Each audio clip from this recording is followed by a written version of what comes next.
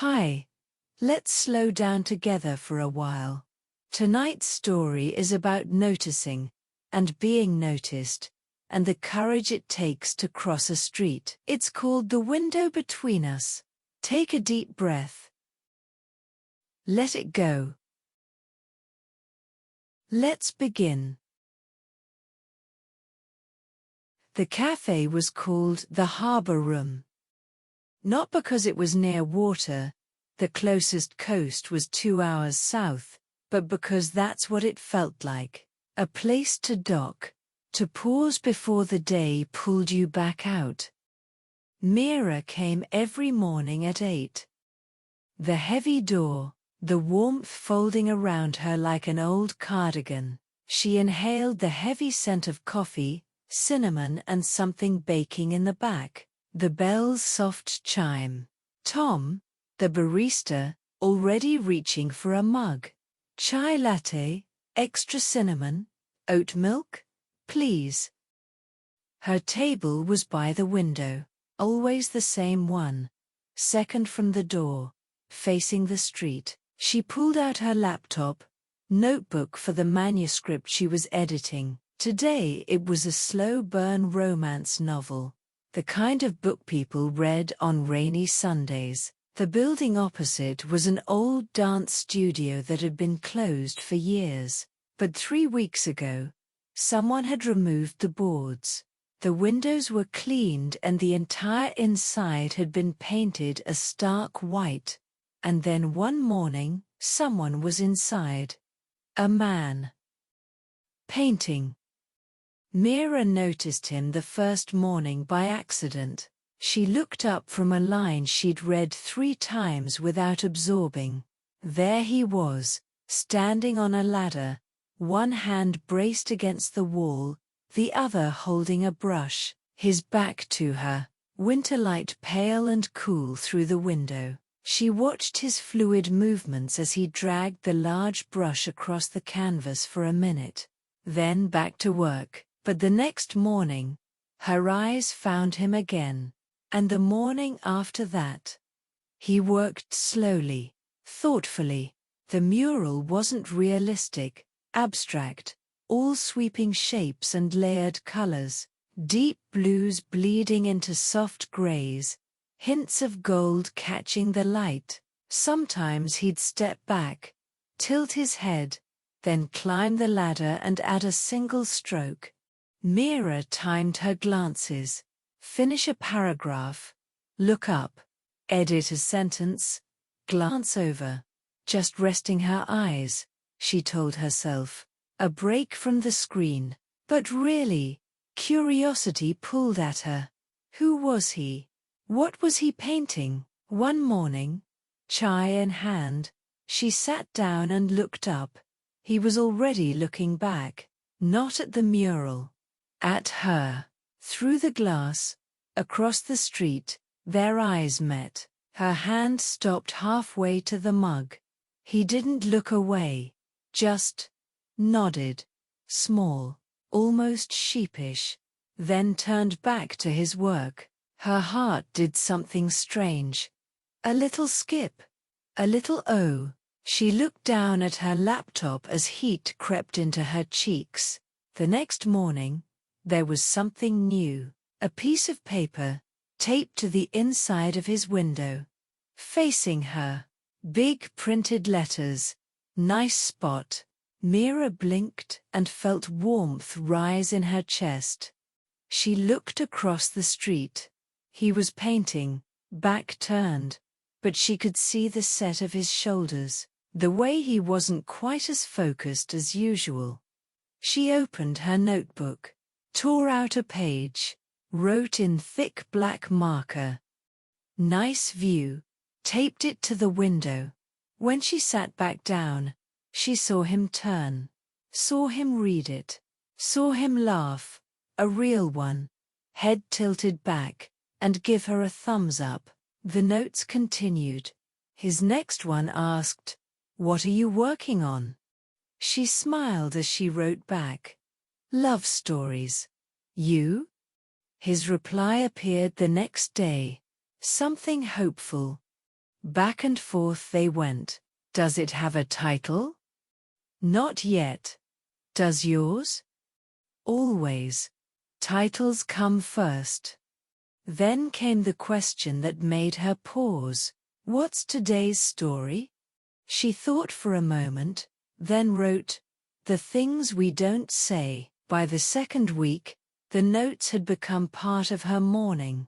She'd arrive, collect her chai, sit down and look up before she even opened her laptop, waiting to see what he'd written, what he'd ask, what small piece of himself he'd share through the glass.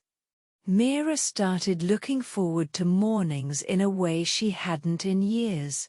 Tom appeared at her elbow with a refill she hadn't asked for.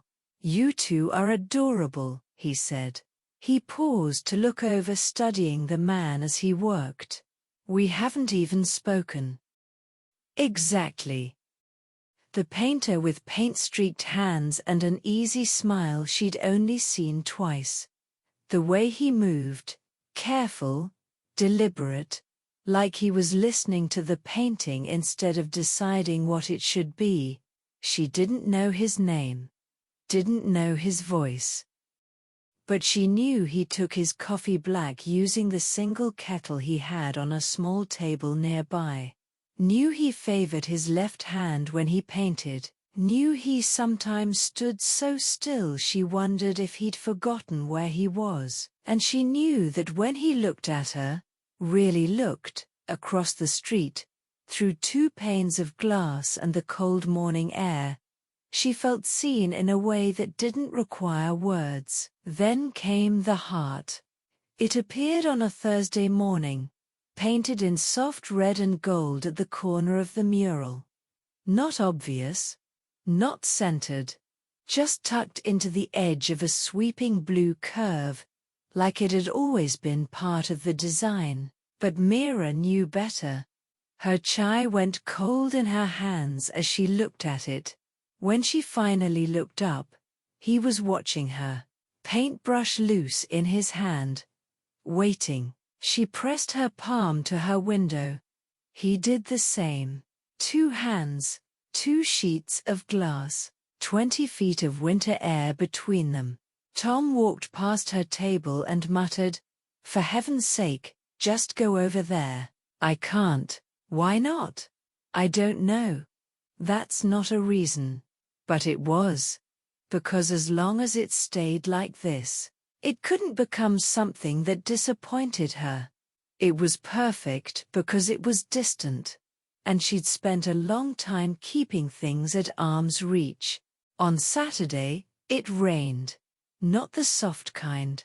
The kind that came down hard and cold, drumming on windows and pooling in gutters. The kind that made you want to stay in bed and do nothing. Mira almost didn't go to the harbor room, but routine pulled her out the door, hood up, shoulders hunched against the wind. When she got there, the lights were off. A sign on the door. Closed. Back Monday. Sorry. She stood there, rain dripping off her coat, staring at the dark windows. Then she looked across the road. The studio lights were on. She didn't think about it. Not really. She just crossed, rain soaking through her shoes, and tried the door. It opened. Inside, it was warmer than she expected. The smell of paint and turpentine and something faintly like cedar. The mural covered the back wall now, almost finished. Even more beautiful up close, layers and layers of color and texture, each one breathing into the next. And there, at the base of the ladder, was him. He turned at the sound of the door. For a moment, neither of them spoke. He was taller than she'd thought. His hair was dark, a little messy. Paint smudged on his jaw. His eyes were the kind of brown that looked warm even in cold light. Hi, he said. His voice was softer than she'd imagined. A little rough, like he didn't use it much. Hi. She should say something else. Explain why she was here. Apologize for dripping on his floor. He glanced at the floor. Sorry, it's a mess. Paint everywhere. I should have put down more. It's fine. She stepped forward and her foot landed squarely in a puddle of drying blue paint. They both looked down. A laugh escaped her. Light. Nervous. But he smiled. The same smile she'd seen twice through glass. And it reached his eyes. I was wondering when you'd come over. The cafe's closed. I noticed. So I thought I'd come over and say hello. I'm glad you did. She smiled. I'm Mira. Ben. Hi Ben, she repeated, testing it. It fit. He gestured to the mural behind him. What do you think? Up close? She stepped forward, taking it all in, the sweeping blues that felt like sky and sea at once, the golds that caught the gray morning light, the small red heart tucked into the corner, right where she could see it from her window. It's beautiful.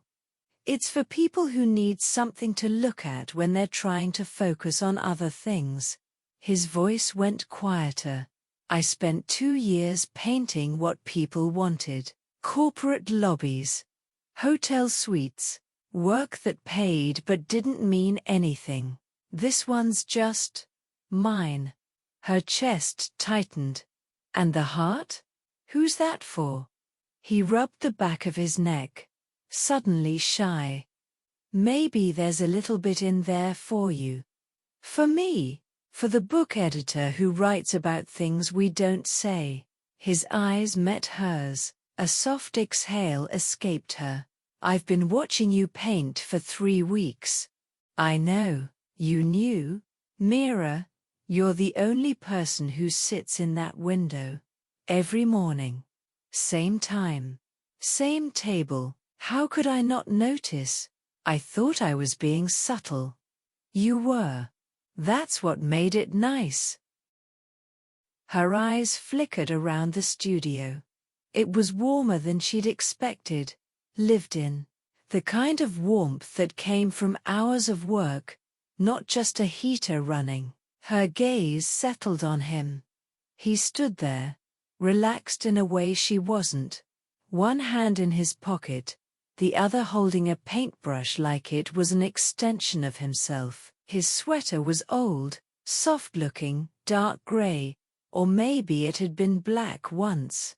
Paint everywhere, streaks of blue across one shoulder, a smudge of gold on his sleeve, white specks dotting the hem like stars. His jeans were worse. Layers of color, some fresh, some faded into the fabric. She could see the history of his work in those stains. He didn't seem bothered by the mess. She felt suddenly aware of her own neatness. Her clean coat, her careful routine, the way she always kept things in order. Her heart was beating too fast. He just smiled. That same smile she'd seen through the glass. Sorry, she said, though she wasn't sure what she was apologizing for. Don't be. His voice was gentle. Do you want coffee? He asked. I have a kettle. Instant. But I'd love some. They sat on the floor beneath the mural, backs against the wall, mugs of terrible instant coffee warming their hands. And they talked, not like strangers, like people who'd been waiting for this. She told him about the manuscripts that made her cry, the ones that frustrated her, the author who'd sent her a handwritten thank you note last month that she'd kept in her desk drawer. Why editing? He asked. Instead of writing? The question landed softly, but she felt it. She looked down at her mug. I did write. Once. Tried to. Anyway. What happened? I finished a novel. Sent it out. Got rejected 32 times. She smiled. But it didn't quite reach her eyes. The 33rd rejection said it was competent but lacked heart. That one stuck. Ben was quiet, listening. I think I was so afraid of writing badly that I wrote safely. And safe is forgettable. She took a breath. Editing other people's work, I'm good at that. I can see what they're trying to say, help them say it better. It feels useful, important. And nobody can reject me for it. Do you miss it? Writing? Sometimes, mostly I miss the person who believed she could. He nodded slowly. Set his mug down. I get that. Yeah? I spent 5 years painting what other people wanted. Hotel lobbies that needed to evoke coastal elegance. Office buildings that wanted dynamic yet professional energy. He laughed. But it was hollow. I was good at it, made decent money, but I'd go home and feel empty. Like I was using up all my paint on someone else's vision. What changed? My girlfriend left. Said I was emotionally unavailable. That I spent so much time trying to figure out what everyone else wanted. That I'd forgotten how to want anything myself, including her. He rubbed his jaw, smearing the paint smudge there. She wasn't wrong. I'm sorry. Don't be. She did me a favor, made me realize I was living a life that looked right from the outside but felt hollow on the inside. He gestured to the mural. This is the first thing I've painted in 2 years that's mine. Just mine. No client. No committee. No one to please but myself. It must be terrifying. It is. He looked at her. But you know what's more terrifying? Looking back at and realizing I never tried, that I played it safe my whole life. Mira felt something crack open in her chest. Yeah, I know that fear. They sat with that for a moment. The shared understanding of people who'd spent too long being careful. He told her about the mural. How he'd wanted to create something that felt like hope without being obvious. How this studio had been cheap enough to rent on his own terms. No client deadlines, no compromise. What does it mean? She asked. The shapes, the colors? Is it something specific? He tilted his head, considering the wall. It's supposed to feel like water, or sky. Something that moves even when you're standing still. He paused. I went to the coast last spring. Just drove there one day. Sat on the beach for hours watching the waves. And I realized, the ocean never stops. It's always moving, always changing, but it's also always itself, constant and shifting at the same time. That's what you wanted to paint? I wanted to paint what it felt like to sit there, to realize that maybe I could be like that too, that I didn't have to be one fixed thing, that I could keep changing and still be whole. He looked at her. Does that sound ridiculous? No. It sounds honest. I wanted to paint something that looks like it's moving even when you're standing still, the way water does. The way hope does when you're just starting to feel it again. His voice went quieter. I wanted someone to look at it and feel less alone. Her throat tightened. You did that. You really did. I liked that you were there, he said. Every morning. It made the work feel less lonely. I liked that you were there too. Even though we never talked. It felt like we were keeping each other company without asking for anything. He nodded slowly. But now? Now. She looked at him. Really looked. At the paint on his hands. The way his eyes crinkled when he smiled. The careful way he held his mug. Like he was afraid of breaking something. Now it's nice to hear your voice. His smile softened. Yours too. They stayed there for an hour. Maybe two. The rain kept falling outside, and when Mira finally stood to leave, Ben walked her to the door. The cafe opens again Monday, she said. I know, I'll be there. She pulled her hood up, her hand on the door handle. Neither of them moved. They were close, closer than they'd been all morning. Close enough that she could see the stubble through the paint smudge on his jaw. Close enough to notice he smelled like turpentine and coffee and something warmer underneath. Ben's eyes dropped to her mouth, just for a second, then back up. Her heart kicked against her ribs. Mira, he said softly. Yes, he reached up. Slowly, his fingers brushed her cheek, gentle, careful, tucking a strand of damp hair behind her ear. His thumb grazed her jaw. His hand lingered there for just a breath. Then he pulled back. I don't want to rush this, he said. His voice was rough. I've been watching you for weeks, thinking about what it would be like to talk to you. And now that I have, he shook his head, searching for words. Her breath caught. Would you want to? I don't know. Get actual coffee sometime. She smiled. I'd like that. Good. She stepped out into the rain. It didn't feel as cold anymore. Sunday felt longer than it should have. Mira woke late, made tea she forgot to drink, opened her laptop 3 times without typing a word. She should work. There was a manuscript due Tuesday, a romance, ironically, about second chances and missed connections. The kind of book she'd usually breeze through, but every time she tried to focus, her mind drifted back to the studio, to Ben's voice, the way he'd looked at her when he touched her face, the restraint in his hand pulling away. I don't want to rush this. Neither did she, but God, the waiting felt impossible. She stood at her own window, looking out at the rain-soaked street. Different view from the harbor room. No studio across the way. No one to watch.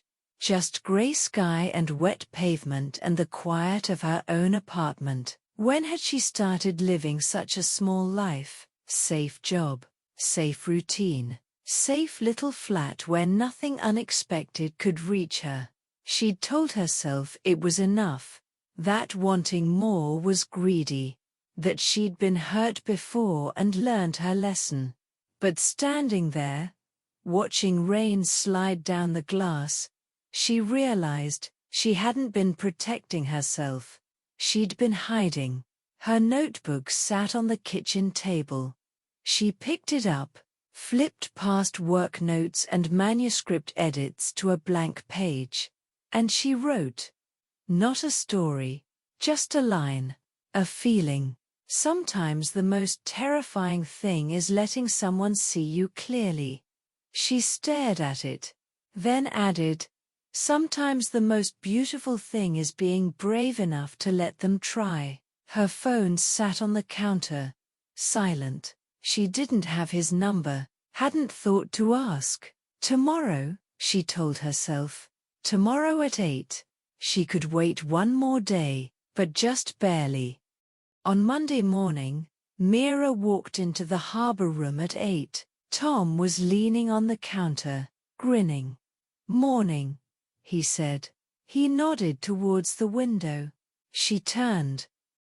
Ben was sitting at her table, 2 mugs in front of him. He was looking down at them, adjusting their placement slightly, moving one a fraction to the left, then back. He looked up when she approached, and his whole face lit up. Morning.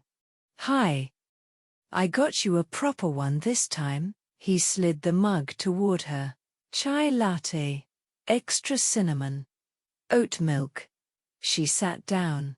She wrapped her hands around the warmth of the mug, took a sip. Thank you. His shoulders relaxed slightly. He picked up his own coffee, then set it back down without drinking. "How was the rest of your weekend?" she asked. "Long." The word came out before he could stop it. He laughed, quiet, a little self-conscious. "I mean, good. Fine. I added the last touches yesterday." "I can see." She nodded toward the window across the street. They both looked. Across the street, the mural was finished, displayed proudly for everyone to see. The heart still there, tucked in the corner, just visible if you knew where to look. When she looked back, he was watching her. He glanced away, looking back at his artwork. "It's strange," he said. "What is?" "Sitting here, same table you always sit at, but on this side of the glass with you." He finally picked up his coffee and took a drink. Mira looked at him, at his paint-stained hands and his warm eyes and the way he was looking at her like she was something worth paying attention to. "No," she said softly. "It's perfect." And for the first time in a long time, she meant it. Sometimes the most beautiful connections begin in silence, in noticing, in the space between two windows on a winter morning. Rest now. And if you'd like another story tomorrow night, you know where to find me. Good night.